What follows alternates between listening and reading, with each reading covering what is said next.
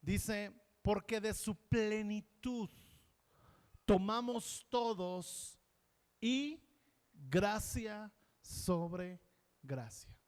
Padre, esta mañana queremos sincronizarnos con tu corazón. Tú eres el Padre del cual proceden todas las cosas buenas. Nos has dado a tu Hijo Jesús y nos has dado a tu Espíritu Santo, Señor.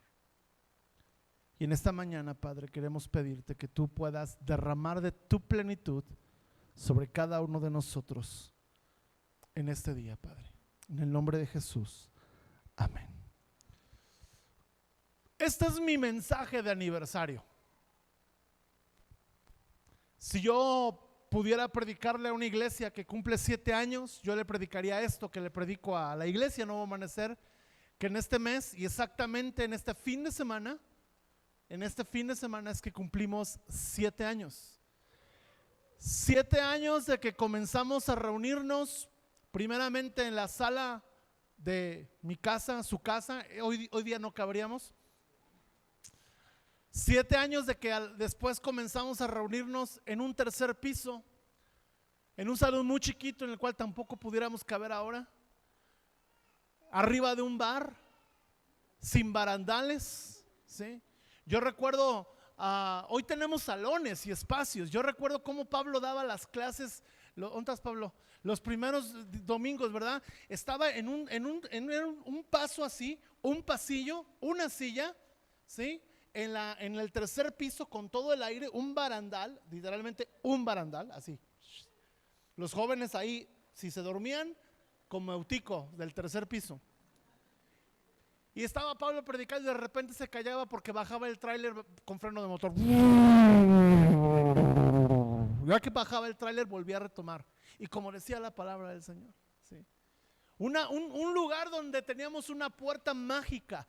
Esa puerta estaba destapada, ¿verdad? Del techo hacia arriba tenía como unos 20, 30 centímetros, donde los niños podían asomarse a ver los pies de sus papás, a ver si ya se habían ido o si estaban ahí. Los que se ríen son los que estuvieron ahí, ¿sí? Hace 7 años comenzamos en este lugar donde en un evento de jóvenes de la ciudad, dijimos, nosotros los recibimos y empezaron a llegar camionetas llenas de jóvenes. Los del bar empezaron a sacar sillas, empezaron a sacar mesas, pensando que iban al bar, y cuando vieron que iban para arriba dijeron, pues ¿qué les dan ustedes que nosotros no? Les decíamos la palabra de Dios, el Espíritu Santo. 7 años de que el Señor comenzó a hacer la obra en nosotros y a través de nosotros, ¿sí? ¿Quiénes estuvieron en el tercer piso? A ver, pónganse de pie los que estuvieron en el tercer piso.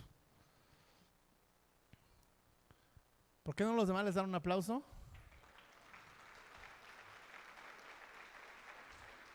Pueden sentarse.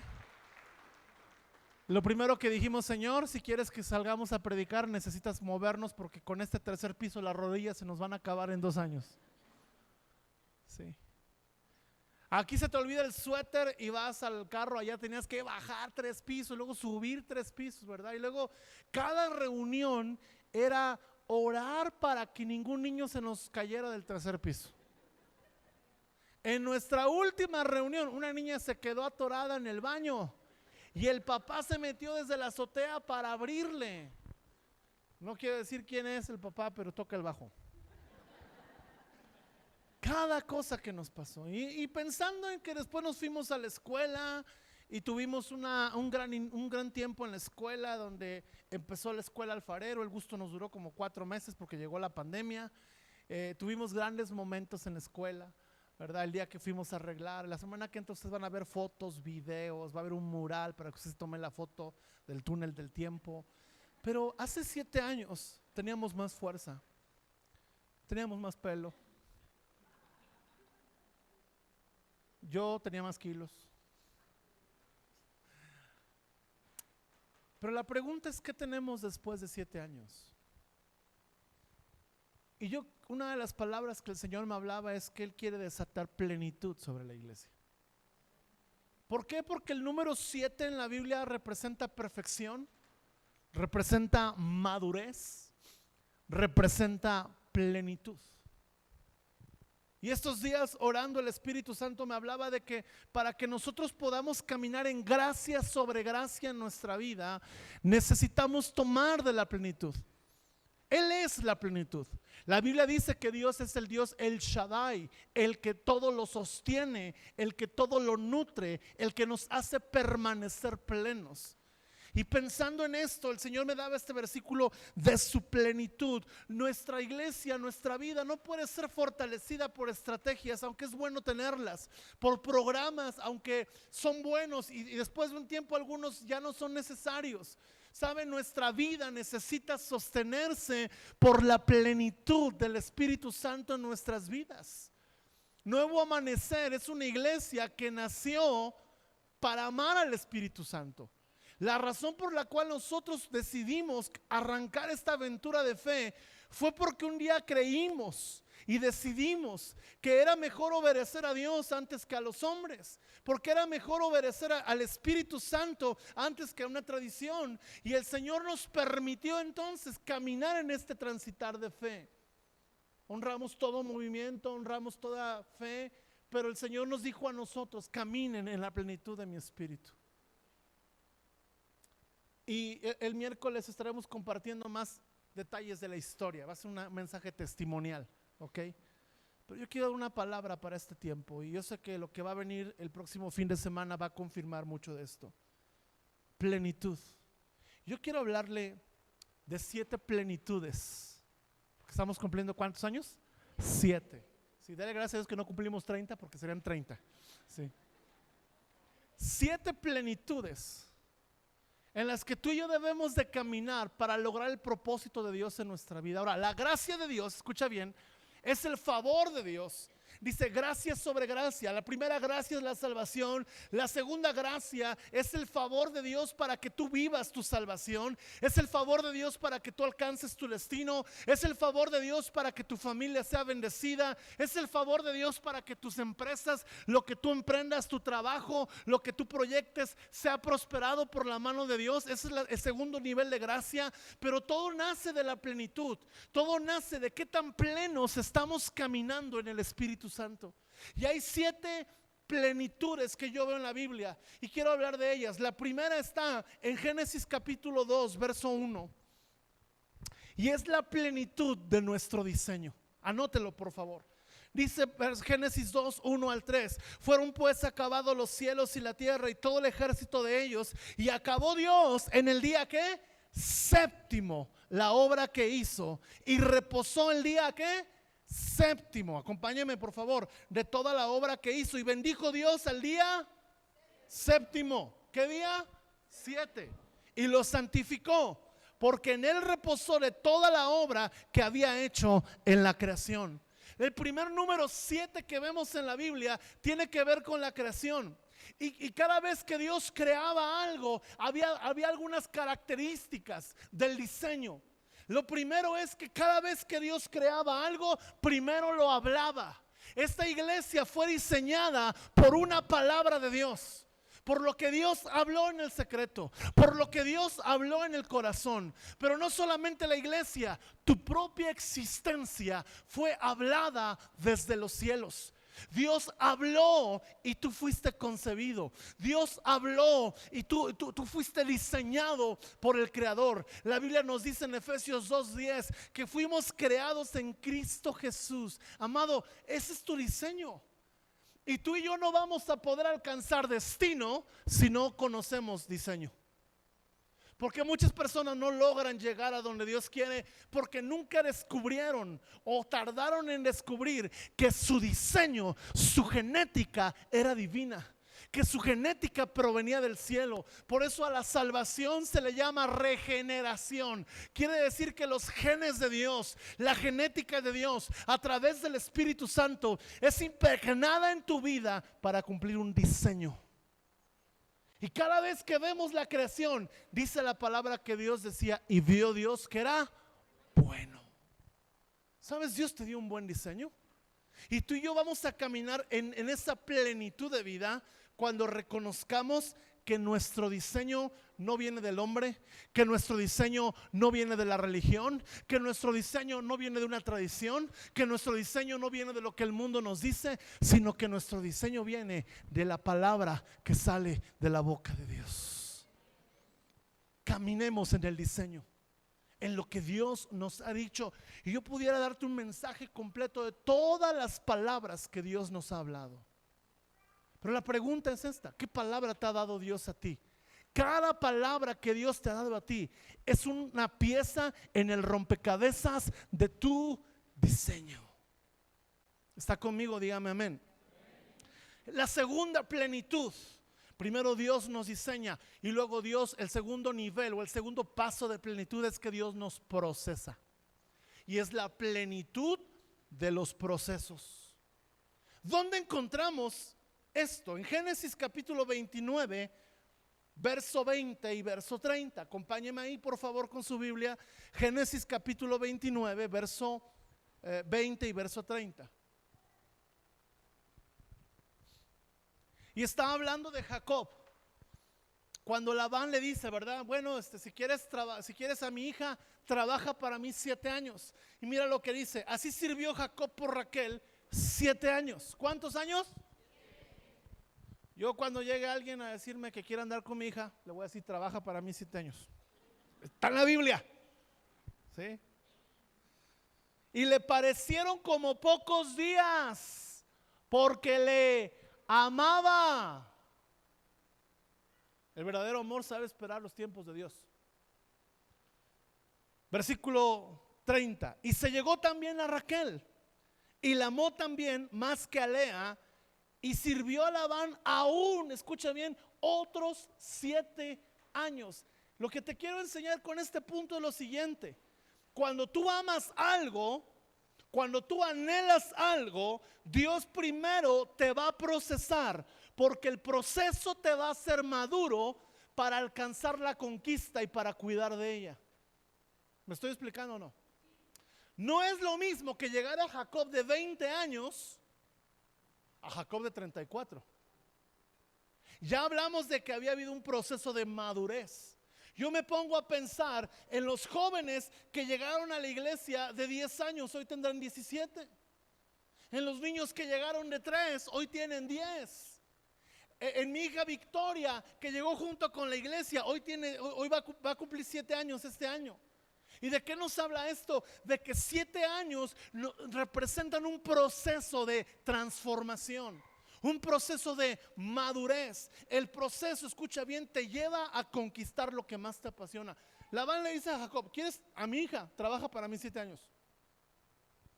Y en la noche de bodas le mete a la otra hija, ¿no? Y dice: pero es que aquí hay una tradición, no te podemos dar la menor si no te agarras primero a la mayor. Bueno, trabaja para mí otros 7 años. ¿Cuántos años trabajó Jacob por Raquel? 14. Es decir, a los 7 años él trabajó para tener a Raquel, pero él trabajó por ella 14 años. Quiere decir, escucha bien, que en la vida de iglesia, en la vida del reino, los primeros 7 años son para que tú obtengas la promesa, pero los siguientes 7 años es para que con la promesa tú logres el destino. Familia, estamos entrando a 7 años de madurez. Y sabes, yo creo que el Señor nos ha hecho madurar. Ha puesto bases, ha puesto cimientos, pero es tiempo de construir. No solamente hay que poner los cimientos. Jacob 7 años puso los cimientos para Raquel, pero los siguientes 7 años construyó el patrimonio de su vida. Cuando tú y yo trabajamos por procesos, hay mucha gente que no le gustan los procesos. Como iglesia tenemos un proceso. Tú llegas, tomas fundamentos, tomas resiste, puedes servir. Sencillo. Hay procesos. Los procesos revelan tu corazón. Los procesos revelan tu constancia. Labán quería saber si Jacob amaba tanto a su hija como para esperar el tiempo adecuado. A veces queremos avivamiento. A veces queremos crecimiento. A veces queremos grandes conquistas, pero la pregunta es: ¿qué tan dispuesto estás a trabajar por la conquista? ¿Qué tan dispuesto estás a trabajar por aquello que sabes que Dios te ha prometido? Porque escuche bien, Jacob trabajó por una promesa. Ya la promesa estaba. Sabes, como iglesia hemos recibido promesas. Como familia has recibido promesas. El tema no es si las recibes, el tema es si puedes trabajar en pos de ellas. El tema es si puedes trabajar en pos de lo que Dios te ha dicho. Y ayer estábamos en una reunión de hombres y mi pastor nos decía: ¿cuál fue el monte que Dios te habló en tu juventud o en tu infancia que hoy no has conquistado? Y yo me ponía a pensar en los montes que Dios nos ha hablado como iglesia, que hoy necesitamos como Caleb decirle al monte: hoy tengo la misma fuerza que hace 7 años, Señor. Ahora tenemos madurez, ahora tenemos golpes, ahora hemos enfrentado pérdidas, ahora hemos enfrentado procesos, ahora hemos pasado por valles, también por desiertos, hemos pasado por ríos, también por sequedad. Pero Señor, hoy creemos que estamos más maduros que hace 7 años. Hoy creemos que estamos más sólidos que hace 7 años. Sin embargo, no podemos creer que no tenemos la misma pasión. Yo recuerdo cómo eran los primeros días de Nuevo Amanecer. Una pasión increíble por servir. No solamente era hacer el aseo porque si no, no servías. Era hacer el aseo porque te gustaba servir, porque nos gustaba estar juntos. Amado, que no se pierda la pasión, que la madurez no nos lleve a perder la pasión y que la pasión no nos dé permiso de ser inmaduros. Por eso Dios tuvo que procesar a Jacob. Había sobre los lomos de Jacob toda la descendencia de Israel, 12 tribus. Dios tenía que procesar a ese hombre, así como te tiene que procesar a ti y me tiene que procesar a mí. Amén. Diga conmigo: sin proceso no hay conquista. Y es la tercera plenitud, la plenitud de las conquistas. Josué capítulo 6, verso 13. Y 7 sacerdotes llevando las 7 bocinas de cuerno de carnero. Josué capítulo 6, verso 13 al 16. 7 sacerdotes llevando las 7 bocinas de cuerno de carnero fueron delante del arca de Jehová, andando siempre y tocando las bocinas. Y los hombres armados iban delante de ellos, y la retaguardia iba detrás del arca de Jehová, mientras las bocinas tocaban continuamente. Así dieron otra vuelta a la ciudad el segundo día y volvieron al campamento, y de esta manera hicieron durante 6 días. Al séptimo día se levantaron al despuntar el alba y dieron vuelta a la ciudad de la misma manera 7 veces. Solamente este día dieron vuelta alrededor de ella. ¿Cuántas? 7 veces. Y cuando los sacerdotes tocaron las bocinas la séptima vez, Josué dijo al pueblo: gritad, porque Jehová os ha entregado esta ciudad. Escuche bien, no hay conquista si no hay proceso, pero todo proceso te lleva a una conquista. Y aquí vemos a Josué ahora tomando la primera ciudad, la ciudad de la tierra prometida, llamada Jericó, y da 7 vueltas durante 7 días. Esto nos habla que hay conquistas, escucha bien, que demandan actos de fe. Hay conquistas que demandan actos proféticos. Hay conquistas que demandan dar pasos sobre las aguas. Y yo meditaba en algunas cosas sobre la conquista. Yo anhelo conquistar las almas que Dios nos ha prometido como iglesia. Yo anhelo conquistar el territorio. Y sabes, una de las cosas que el Señor ha puesto en mi corazón muy fuertemente es que en este año Dios nos va a impulsar a conquistar un territorio. Cuando una iglesia, escucha bien, cuando una iglesia compra un pedazo de tierra en la ciudad, está conquistando el territorio. Y yo te digo algo, ¿tenemos el presupuesto hoy? La respuesta es no. ¿Tenemos los recursos? Sí. ¿Dónde está la cuenta, pastor? En el cielo. Yo me doy cuenta cómo es que ganaron esta guerra. ¿Sabes cómo la ganaron? Obedeciendo las instrucciones de Dios. No hay conquista sin obediencia. Y me llaman la atención los elementos de la conquista. 7 bocinas que nos habla de adoración. El arca de Jehová que nos habla de la presencia. Hombres armados que nos habla de gente preparada en la palabra que iban delante de ellos. Una retaguardia que nos habla de la oración. Elementos que como iglesia hemos cultivado. Amados, nuestras armas para conquistar aún lo terrenal, aún lo territorial, aún lo material, no son armas naturales, no son armas de este mundo, son armas espirituales. Y yo creo que el Señor nos va a empujar para conquistar nuestro primer terreno. No, con esa fe usted no me va a ayudar a conquistar nada. Yo creo que el Señor nos va a ayudar a conquistar nuestro primer terreno. Claro. Ay, pastor, pues primero que se arregle bien el jardín. Ya lo arreglamos. Amados, tú y yo tenemos que tener la fe para conquistar promesas. Y ¿sabe qué? Yo estoy convencido que si Dios te da una visión, es porque Dios te da la provisión. La palabra provisión quiere decir en pro de la visión. Dios nos dio una visión: escuela, iglesia, instituto, comedor, casa para niños. Todo eso Dios nos lo ha prometido.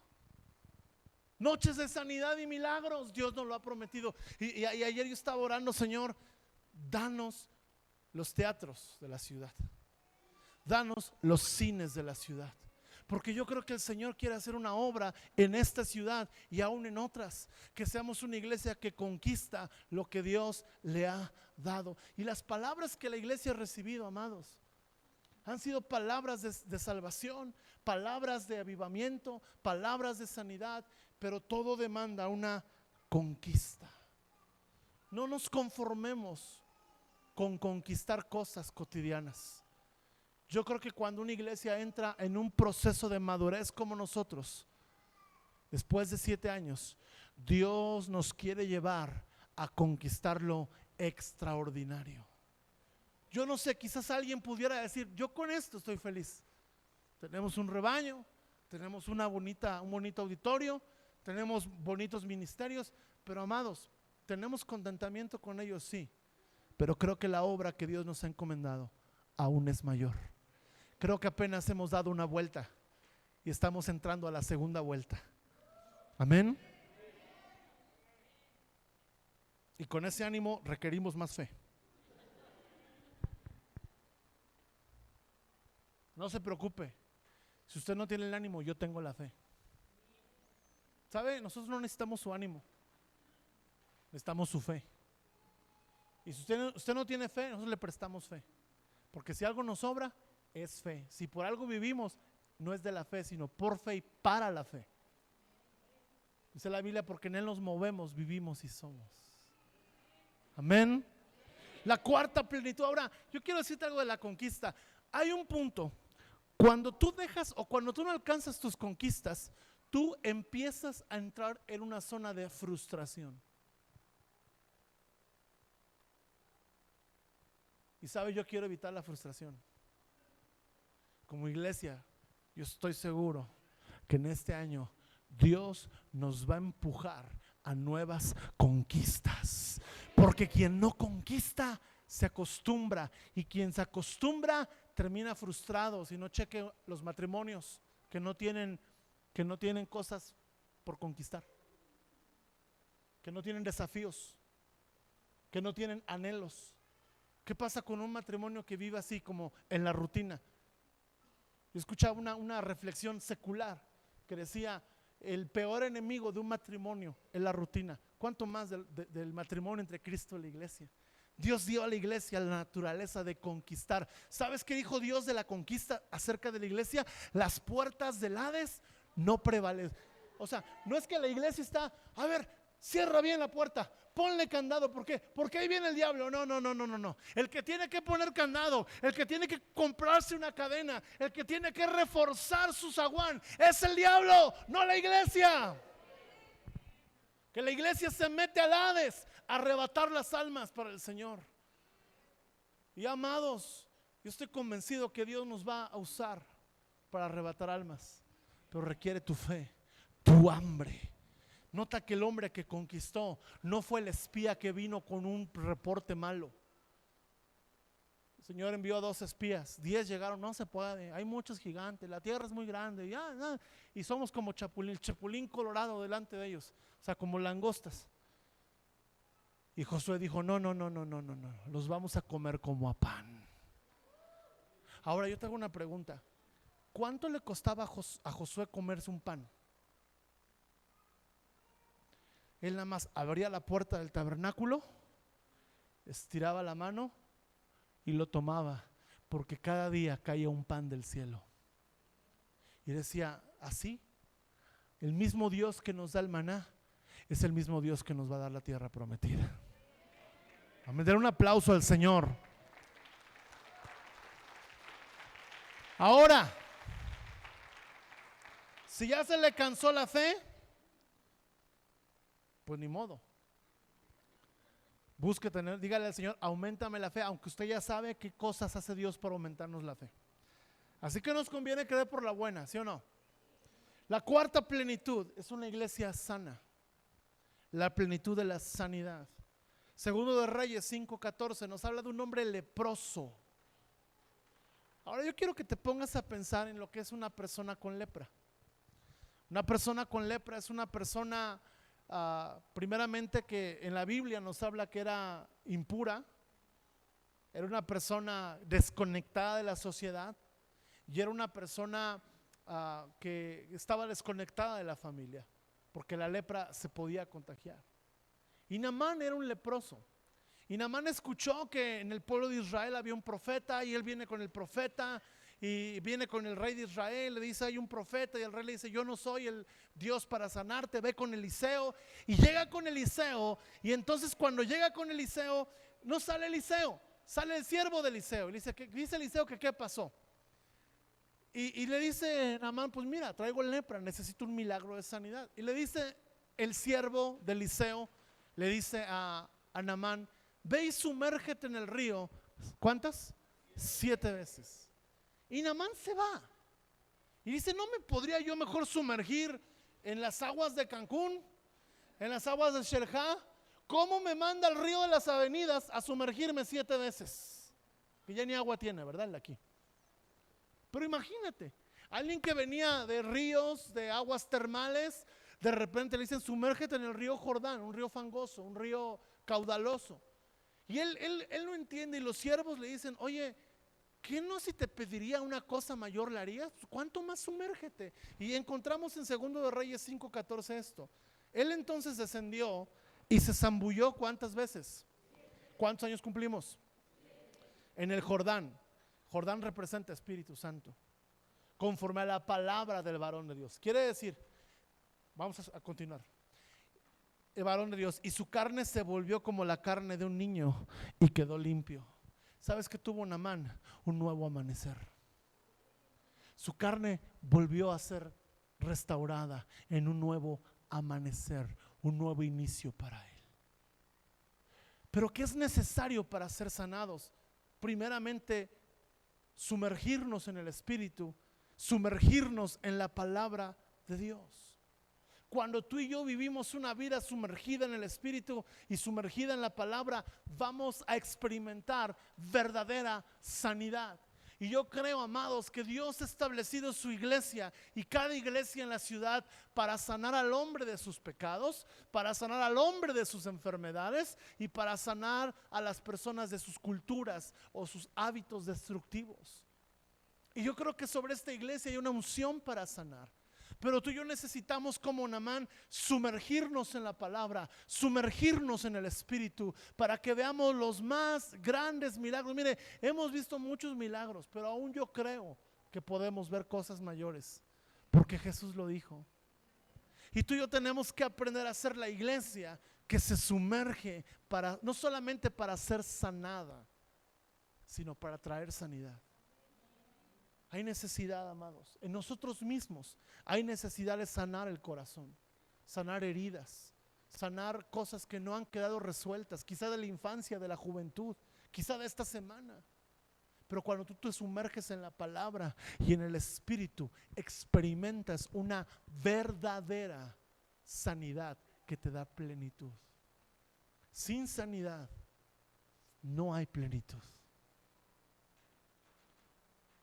Y la lepra nos habla de algunas cosas que tienen que ser sanadas, como el pecado, la indiferencia social, porque el leproso estaba totalmente desconectado del mundo.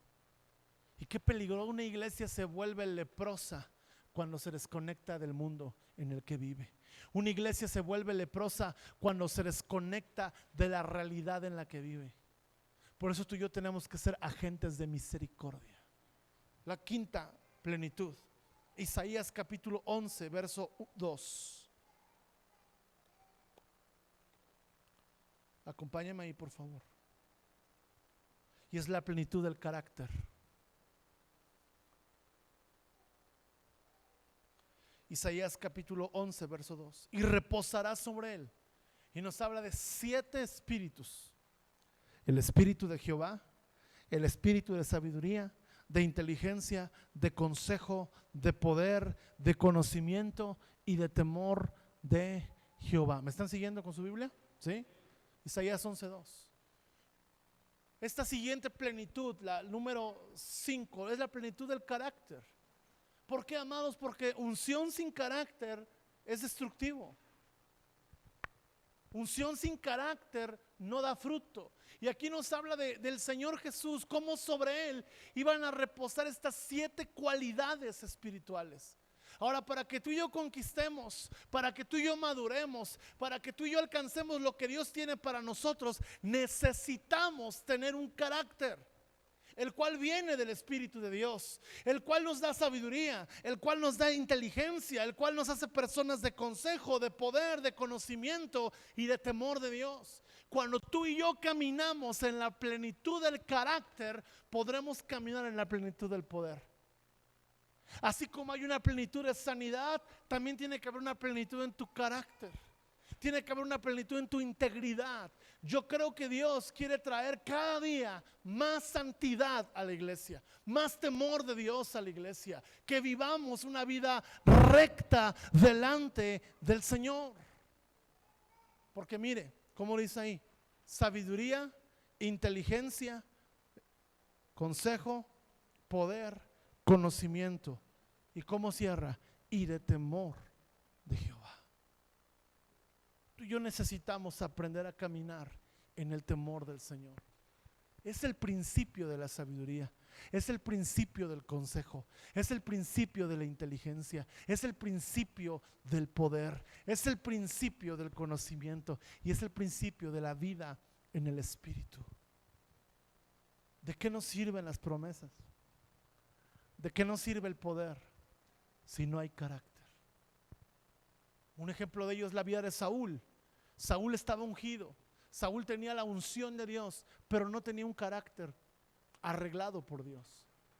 Cuando tú y yo tenemos un carácter arreglado por Dios, todas las promesas de Dios, escucha bien, tienen un lugar seguro donde reposar. La sexta plenitud, Apocalipsis capítulo 1, verso 20.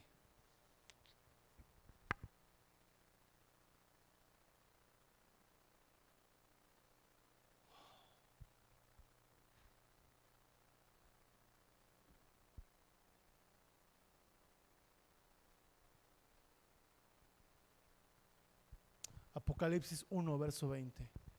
Dice: el misterio de las 7 estrellas que has visto en mi diestra y de los 7 candeleros de oro. Las 7 estrellas son los ángeles de las 7 iglesias y los 7 candeleros que has visto son las 7 iglesias. Y aquí Apocalipsis nos habla de 7 iglesias que estaban en Asia. Y había una característica sobre estas iglesias, y es la característica de la siguiente plenitud. Tú y yo tenemos que vivir la plenitud de su victoria. Ahora, ¿qué significa vivir la plenitud de su victoria? Cuando tú estudias las 7 iglesias de Apocalipsis, tú ves que traían problemas. A unas el amor se les había enfriado, otras eran tibias, otras traían broncas con Jezabel, había espíritu de manipulación, otras traían un desorden, otras tenían nombre de que vivían pero estaban muertas. Cada iglesia tenía una guerra. ¿Tú sabes eso, que cada iglesia tiene una guerra? ¿Por qué? Porque es normal que esto pase. A veces queremos encontrar la iglesia perfecta. Yo le voy a decir una cosa: la iglesia perfecta no existe. Y si usted la llega a encontrar, no vaya a ella. No sea que deje de ser perfecta.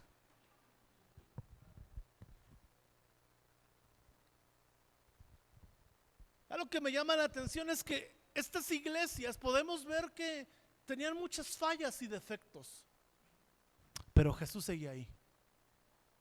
Porque Jesús sigue en su iglesia. Por más sucia que pueda estar, por más deplorable que pueda estar, Él no se mueve de su iglesia. Porque es su amada, es su esposa. La está preparando, la está alistando. Ahora quiero que me acompañes a Apocalipsis capítulo 2 y 3, por favor.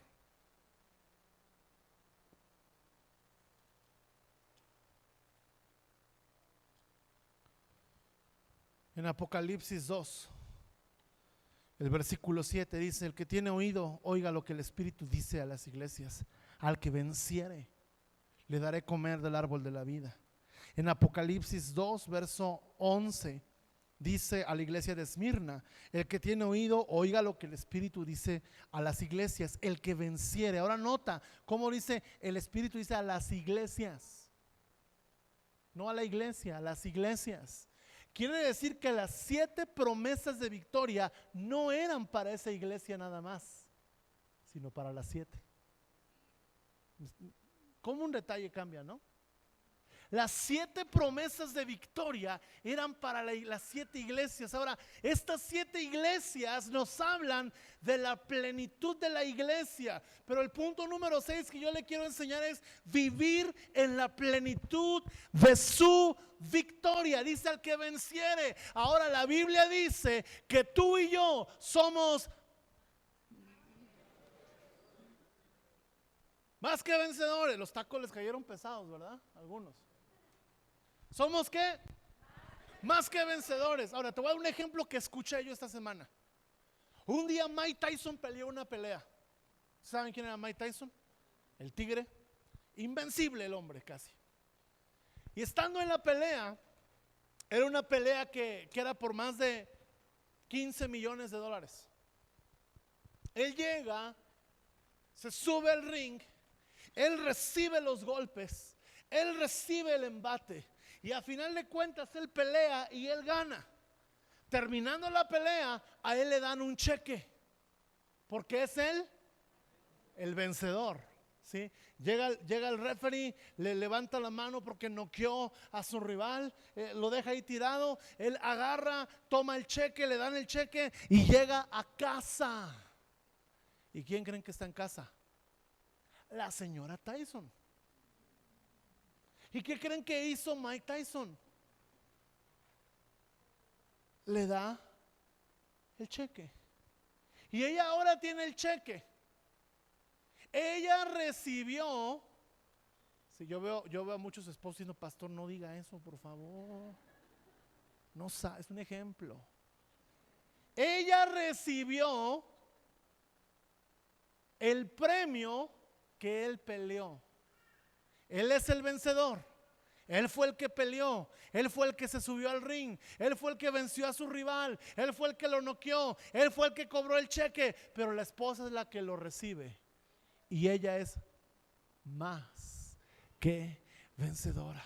Nuestro esposo no se subió a un ring, se subió a una cruz. Y escuche bien, era tan grande el poder de Jesús, era tan poderosa su victoria, que para que él venciera al diablo dijo: te voy a ganar. Y es más, para que veas mi victoria, voy a permitir que me amarren, que me claven las manos, me claven los pies, y sin mover las manos, sin mover los pies, te voy a derrotar. Y al tercer día, escuche bien, el Señor resucitó. Y en ese momento Él recibió un cheque. Se llama vida eterna, se llama Espíritu Santo, se llama comunión con Dios, se llama salvación, se llama reino de Dios. Y todas estas cosas Él las puso bajo sus pies. Y dice Efesios capítulo 1 que se las dio a la iglesia. Por eso es que tú ves en Apocalipsis huestes de maldad atacando a la iglesia, destruyendo a la iglesia. Pero al final hay una palabra, no una, 7. Al que venciere, a la iglesia que venciere, la iglesia al final va a vencer. Ha sido perseguida, ha sido vituperada, ha sido maltratada, ha sido bañada en sangre desde sus inicios. Pero la iglesia siempre saldrá vencedora. Nunca te metas con la esposa de Dios, porque tiene promesa de vencerte. Por eso dice aquí la plenitud de su victoria. Y tú puedes leer cada promesa en Apocalipsis. Lo que dice: al que venciere. La iglesia, amados, está destinada a vencer. Y tú y yo tenemos que vivir nuestra realidad desde la victoria que Dios ya nos dio en la cruz. Tú no te pudiste subir al ring. No tenías, sabe que los boxeadores tienen un estándar de peso y de estatura. Se llama justicia. Tú y yo no teníamos el estándar para subirnos al ring. El diablo, y si nos hubiéramos subido, el diablo nos hubiera vapuleado. Pero él se subió. Y él se dejó golpear. Él se dejó crucificar. Y como un cordero, dice la palabra, fue llevado al matadero. Enmudeció su boca delante de sus trasquiladores. Y así ganó nuestra victoria. Y Él ha llegado con todas estas promesas según Efesios 1 y se las ha dado al creyente. A ti te las dio el Señor. Eres más que vencedor. Tú no puedes vivir en derrota. Tú no puedes vivir en tristeza y amargura. Cada aflicción que tú tengas, detrás de esa aflicción hay una promesa de victoria para ti. Puede pasar al equipo de alabanza.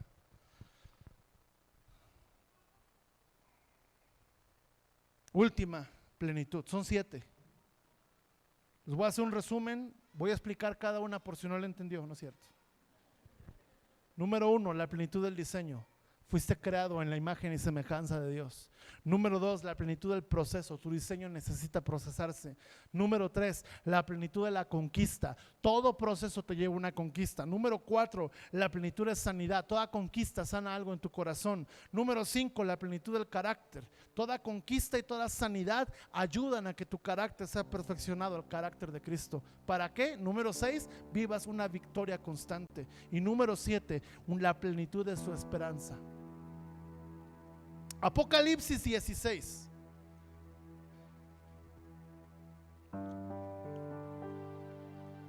Versículo 17.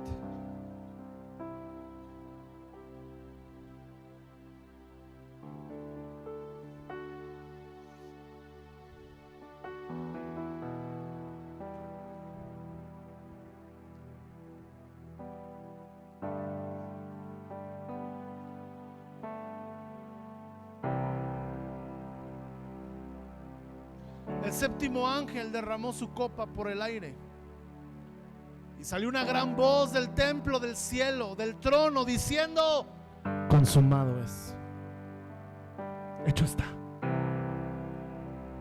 Apocalipsis nos habla, escucha bien, léalo conmigo: 7 sellos, 7 trompetas, 7 copas. Te lo explico rápido. Apocalipsis, los 7 sellos, el séptimo sello abre puerta a las 7 trompetas.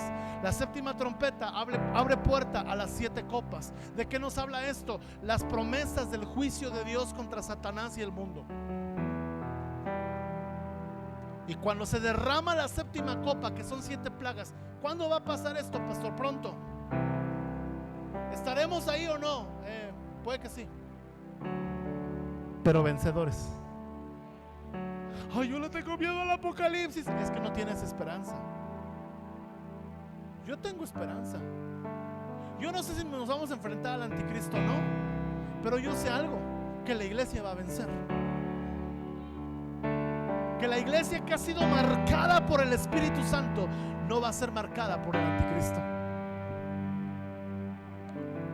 Y después de que el Señor permite que el séptimo ángel venga, tome las 7 copas y esparza el último juicio, la victoria va a ser del Señor. Ahora quiero que tú veas qué es lo que continúa después de que el ángel derrama la séptima copa. En el capítulo 17 se condena a la gran ramera, que habla de un sistema religioso pervertido. En el capítulo 18 es la caída de Babilonia, que habla de un sistema de gobierno pervertido. Todo esto dirigido por el anticristo. Pero en el capítulo 19, una vez que la séptima copa, que habla de los 7 juicios de Dios a través de las trompetas, los sellos y las copas, mira lo que sucede en el 19. Después de esto, ¿después de qué? De los 7 sellos, de las 7 trompetas, de las 7 copas. Oí una gran voz, una gran multitud en el cielo. ¿Quién será esa multitud? Yo me pregunto, ¿quién será esa multitud? ¿Quién será esa multitud que decía: aleluya, salvación y honra, gloria y poder son del Señor Dios nuestro, pues sus juicios son verdaderos y justos? Ha juzgado a la gran ramera que ha corrompido la tierra con su fornicación y ha vengado la sangre de sus siervos de la mano de ella.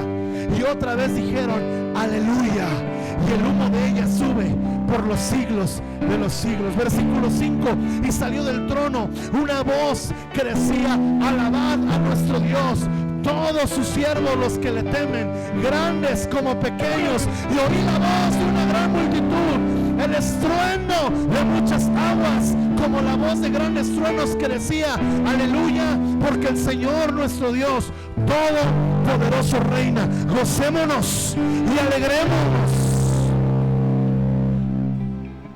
Cuando yo estaba leyendo eso, usted ya tenía que estar de pie gozándose. Gocémonos y alegrémonos y démosle gloria, porque ha llegado las bodas del Cordero y su esposa. Tú eres la esposa. Escucha.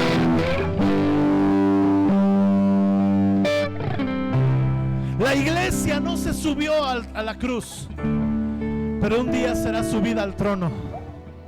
Por eso dice Efesios 1:3 que estamos sentados con Cristo en los lugares celestiales. La séptima plenitud es la plenitud de la esperanza de gloria. La iglesia que va a vencer será gloriosa por la eternidad y va a vencer. Pero ¿sabes cuál es lo que nos enseña hoy? A caminar, como dice este versículo 8: a su esposa se le ha concedido que se vista ¿de qué? De lino fino, limpio y resplandeciente, porque el lino fino es las acciones justas de los santos.